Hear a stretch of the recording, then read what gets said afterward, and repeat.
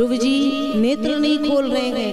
भगवान ने उस अंतर वाली छवि को 2 पल के लिए हटाया और जब वो छवि हटी, नेत्र खुले तो परात्पर अखिलेश्वर पर ब्रह्म परमात्मा सामने विराजमान है। बोलिए लक्ष्मी नारायण भगवान की जय। अब सोचो जब हम समाज में जगत में किसी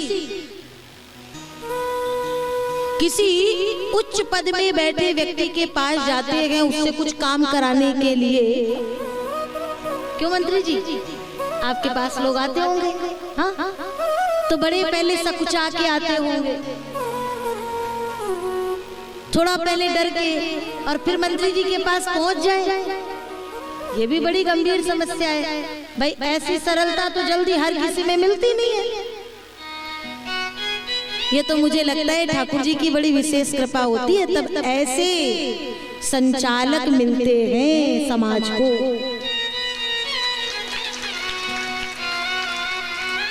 तो भैया जब वहां पे जाते भी हैं तो कई लोग तो सामने आके भूल ही जाते होंगे काम कौन सा बनवाना था। थोड़ा व्यवहार बनाना पड़ता है, थोड़ा मीठी वाणी बोलनी पड़ती है, शब्द नहीं समझ में आते। अच्छा सोचो समाज में, इस जगत में, एक प्रदेश में हम जिस पद पे कभी आसीन हो गए तो लोगों को बात करने में सकुचाहट होने लगती है। तो जो समस्त ब्रह्मांडों को एक दृष्टि से चलाता है, सोचो जरा वो सामने विराजा होगा और एक छोटे से बालक की क्या स्थिति होगी। जिसकी वक्र भ्रकुटी के भय से सागर सप्त उबलते देखा, ऐसा परमात्मा जब सामने खड़ा हो तो ध्रुव जी एक तरफ तो कांपे जा रहे हैं और एक तरफ भाव समुद्र में ऐसे डूबे गए कि नेत्रों से झरझर आंसुओं की धार बह रही है, कंठ रुंधा हुआ है, वाणी अवाप हो गई है और अपलक नेत्रों से गोविंद को निहारते जा रहे। बोलना बहुत कुछ चाहते हैं, लेकिन जिसने सबको बनाया, जिसने सबको ज्ञान दिया है, जिसने ज्ञान शब्द को उत्पन्न किया है, उसके आगे किन शब्दों से उनकी स्तुति करें, किन शब्दों से उनको प्रणाम करें। तो भगवान ने अपना 5 जन्य नाम का वो शंख ध्रुव जी के कंठ से लगा दिया और फिर ध्रुव जी ने कहा, योऽन्तः प्रविश्य मम वाचमिमां प्रसुप्तां संजीवयत्यखिल शक्तिधरा स्वधाम्ना अन्याश्च हस्तचरण श्रवणत्वगादीन। मेरी सोई हुई वाणी को जो जगा दिया, प्रभु आपकी जय हो, आप धन्य हैं। ये हस्त, चरण, श्रवण, ये जितने भी चल रहे हैं, ये हाथ, ये कर जुड़ कर के और आपको प्रणाम भी कर रहे हैं, वो आपकी ही इच्छा से हो रहा है। अब जो वाणी चली है वो आपकी कृपा से चली है। सच है आपकी मर्जी के बिना एक पत्ता भी हिलता नहीं। और इतना कहने के बाद भगवान ने कहा, गोद में उठाए और बड़े प्रेम से बिठाए और फिर कहते, अब मांग, जो मन में इच्छा हो वो मांग। ध्रुव जी ने कहा, सरकार आपके चरण रज का एक कण पाने के लिए कितने भक्त, कितने मुनिजन ललायित रहते हैं, और वो गोद जिसके चरण के रज के कण को पाने के लिए बड़े बड़े धीर मुनिजन ललायित रहते हैं, उन्होंने हमें अंक में भर कर के अपनी गोद में बिठाया है। अब शेष क्या रहे?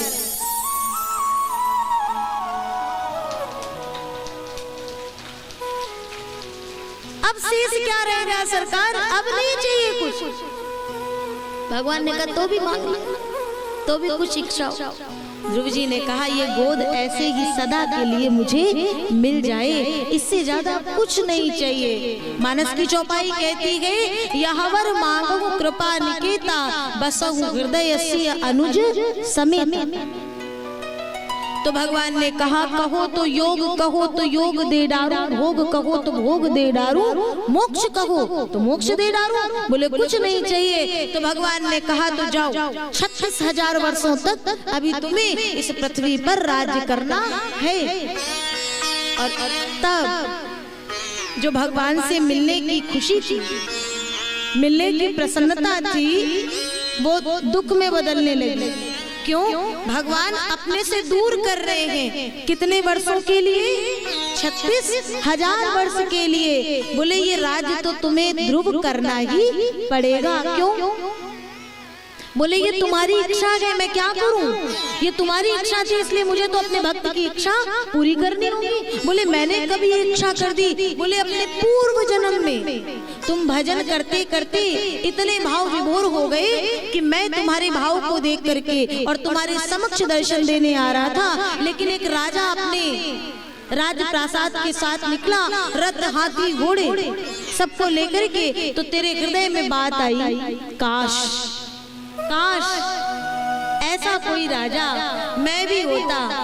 तो इतने लोग जो इस राजा के आगे पीछे लगे हैं, वो मेरे भी आगे पीछे लगे होते, कितना समाज में मेरा वरिष्ठ स्तर होता। मैं जैसे ही चला वैसे ही वापस हो गया। और मैंने कहा अभी इस बालक के हृदय में, इस भक्त के हृदय में सूक्ष्म वासना विराजमान है, इसे भी निकलना पड़ेगा। तब से मैं दूर हूँ। ये बात इतने वर्ष पूर्व की है, और आज जब तूने भजन किया तो वहाँ मैं आ तो गया, लेकिन उतने वर्ष अब तुझे इस पृथ्वी पे राजा बनकर के राज्य करना होगा, क्योंकि मैं जिसको अपनाता हूँ उसके पूर्व की हर इच्छा को पूरी कर देता।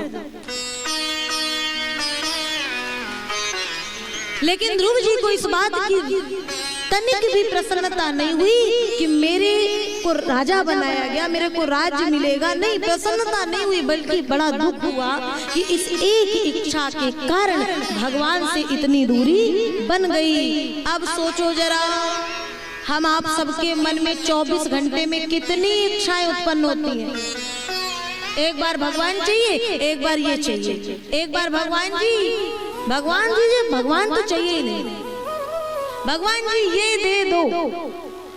तो सोचो, और फिर हम कहते हैं हमें भगवान नहीं मिलते, मिलेंगे कहाँ से? एक दिन के मात्र की कोई भी वासना हृदय में होती है तो भगवान दूरी बना लेते हैं, और हमारे आपके हृदय में तो अभी बड़ी वासनाएं भरी है, बड़ी इच्छाएं भरी हैं, तो थोड़ी बहुत दूरी तो हो ही जाएगी। और इतना कहकर के भगवान ने कहा, ध्रुव वैसे तो तूने बेटा कुछ नहीं मांगा, लेकिन मैं तुझे एक ऐसा अडिग अचल अनुपम स्थान देता हूँ कि जब इस पूरी सृष्टि का लय हो जाएगा ना, तो भी वो तेरा स्थान अपने स्थान से डगमगाने वाला नहीं है। ब्रह्मांड में, जगत में उसे सभी ध्रुव तारा के नाम से जानेंगे। ध्रुव तारा के नाम से वो स्थान मिल गया, और आज भी और अनंत काल तक, अनंत मतलब उस स्थान का कभी अंत होने वाला नहीं है। और उसके पश्चात ध्रुव जी आते हैं, सब दर्शन करना चाहेंगे तो ध्रुव जी को रथ में बिठा करके उत्तम जी के साथ में चारों ओर सबको दर्शन कराया गया। बाद में इनका विवाह होता है, इन्हें सिंहासन भी दिया गया। लेकिन एक दिन भाई उत्तम वन की ओर, जंगल की ओर गए हैं, और वहाँ पे यक्षों के बगीचों को उजाड़ने लगे हैं। यक्षों ने मना किया, बात मानी नहीं, और बिना बात को समझे युद्ध छेड़ दिया, और युद्ध करते करते उत्तम उस युद्ध में मारे गए हैं। ध्रुव जी को जब पता चला तो कहीं ना कहीं उस भक्त के हृदय में भाई के प्रति वो प्रेम जागा, और भाई के प्रति वो प्रेम जागा तो ध्रुव जी वहां से चल दिए और यक्षों से युद्ध आरंभ कर दिए। तब ध्रुव जी के दादाजी महाराज मनु वो आते हैं, और आकर के मनु जी ने ध्रुव जी को समझाया कि ध्रुव, आप भगवान नारायण के परम भक्त हैं, और ये कृत्य आपको शोभा नहीं देते। उत्तम मारे गए हैं, लेकिन इस बात में उत्तम का स्वयं का दोष है, और दादाजी की इन बातों के ज्ञान को लेकर के, इन वचनों को लेकर के फिर ध्रुव जी वहां से निकले, तो फिर लौट करके प्रपंचों में नहीं गए। गंगा तट पे बैठे बैठे भजन कर रहे हैं, और भजन करते करते ध्रुव जी के इस पृथ्वी में रहने का जो समय है प्यारे वो पूरा हो रहा है। और जैसे इस समय पूरा हुआ तो मृत्यु महारानी आई और ध्रुव जी को अपना परिचय देते हुए कहती है, प्रभु यहाँ इस मृत्यु लोक में जिसका समय पूरा हो जाता है मैं उसे यहाँ से ले जाती हूँ। तो ध्रुव जी ने कहा तो मुझे भी ले चलो। बोले आप नारायण के परम भक्त हो, इसलिए आपको ले जाने की सामर्थ्य नहीं हो रही। तो ध्रुव जी ने कहा तो मुझे भजन करने दे, फिर या तो ले चल और या तो भजन करने दे। तो वो मृत्यु ध्रुव जी के चरणों में झुक गई और कहती है अपना चरण मेरे मस्तक पर रख करके और फिर आप भगवत धाम में जाइए। मतलब भजन ऐसा होना चाहिए, भक्ति ऐसी होनी चाहिए कि काल को भी भक्त के आगे झुकना पड़ जाए। और तभी वो पंक्ति लिखी गई थी कि आया है सो जाएगा राजा रंग फकीर, कोई सिंहासन चढ़ चला कोई बांधा जाए जंजीर। जो प्रपंचों में पड़ता है यमदूत उसे बेड़ियों में जकड़ करके ले जाते हैं, और जो गोविंद की भक्ति में पड़ता है भगवान उसे सिंहासन चढ़ा करके ले जाते हैं।